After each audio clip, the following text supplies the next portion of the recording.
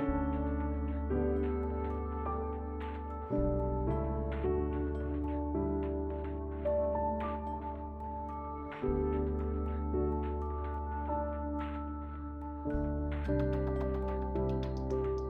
college, I wanted to be a sociologist, and I loved it when I was going through the classes because I wanted to understand people. I wanted to be able to explain why people or some people behave the way they do. And sociology was just a natural choice. And after my master's degree, it was tough finding a job. And I have to start thinking about other options. The only opportunity that was out there was for me to become a teacher, which is definitely not for me. And my sister, my older sister, who is in a trade business and had connection with someone who traveled back and forth to New York, decided maybe I need to go elsewhere. And she put me in contact with her friend who traveled back and forth to New York, and that's how I ended up in New York, in the US at the first place. I was 26 when I arrived in New York, and I had no connection whatsoever in New York. The only person I knew was pretty much the guy I flew to New York with, and so it was a tough call. I mean, I got to New York and started wondering, what am I doing here in the first place? I asked myself, God, what do you want from me, you know? And it was very challenging.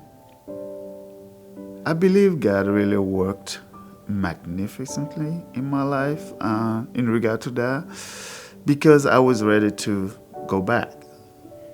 I had a 6-month visa, and I was determined to leave before my visa expired.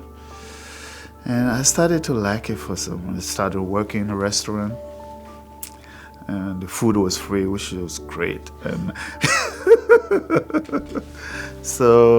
and then I moved on to have a job, paying job, and I was able to support my family with that job. And I started, maybe it's not a bad idea to be here. You know, things started to shift. My perspective changed. The chef at the restaurant was from my country, so he had me doing the dishes at the restaurant, and soon he realized I was really doing well, and then moved me up to making dessert, and that was the great part, because doing the dishes, I didn't know what to tell my mom when I got on the phone. What are you doing in the United States? Doing the dishes? I didn't feel like this was something to share. So, you know, although it's not as bad as people might think, but that was my pride, talking from a master's degree to a dishwasher. And I liked it, making dessert, you know, and I started to love what I was doing. And then every time I made the dessert and sent it out, I'm waiting for the plate to come back. And then I always look how much is left in it. And I look, it was a fancy French restaurant on Madison Avenue in New York City. So I always look at the plate, oh, he cleaned it up. Yoo-hoo! So I always take pride in what I'm doing.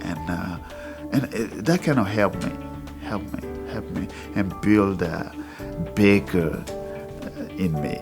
That's how the passion came along. To be able to see people happy, enjoying what I made a huge difference. It had a great impact on me deciding to stay a baker. That's how I usually define myself, as a baker and a lover. As a baker, because I feel like baking is what I do and what I love doing.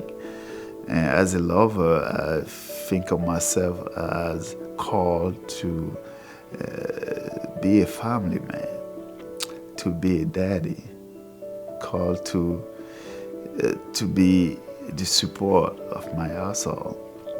and called to use love and watch over my family. And not just my family, even at work. I work as a supervisor and for Sara Lee Bakery Group. And my job is to make sure that the product that we put out there is of higher quality. And that's something that's dear to my heart, be able to put out there quality product for customers. But at the same time, I want to make sure that people I work with love working with me, enjoy the fact that I interact with them and that I care about them. It's not just about the product. I also care about the people I work with. I care about their lives. I care about what's going on in their respective homes. That's how God works. And that's how my life has been shaped, to care for people. And that's why I went for sociology in the first place, because I wanted to understand how people function, what